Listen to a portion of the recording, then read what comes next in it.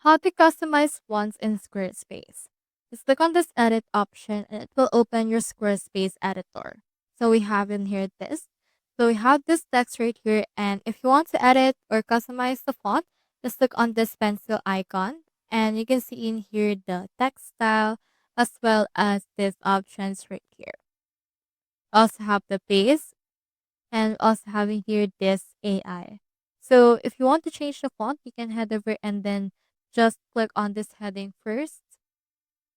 Now what we can do is we can head over and then go to this paintbrush icon, which is the site styles.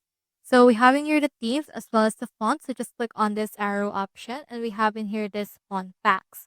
So what we can do is we can head over and then just choose in here the font that we want for your headings. Just click on this and then we can see in here this font option. Just click on that and then you can see this.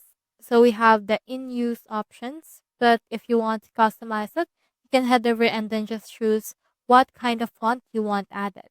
For example, it's choosing this Zay Cool, and as you can see, it's now been added. So you can actually customize it depending on the heading as well as the paragraph that you want to change. So that's how you actually customize fonts in Squarespace. Hope you helped.